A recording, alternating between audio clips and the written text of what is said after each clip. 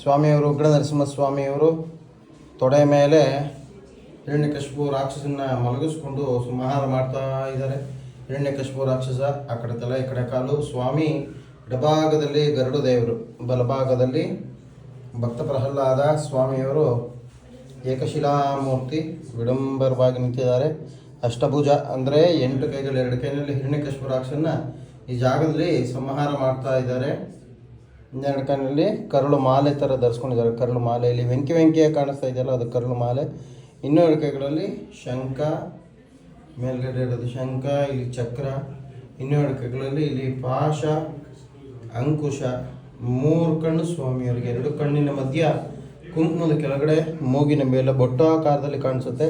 ಈ ಥರ ಅರ್ಶಿಣದ ಅಲಂಕಾರದಲ್ಲಿ ಮಾತ್ರ ಸ್ಪಷ್ಟವಾಗಿ ಕಾಣಿಸ್ತಾರೆ.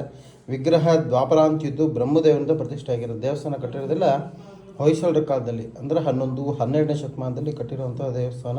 ಇದು ಬಂದು ಮದ್ದೂರು ಉಗ್ರ ನರಸಿಂಹಸ್ವಾಮಿ ದೇವರು. ಜಯ ನರಸಿಂಹ.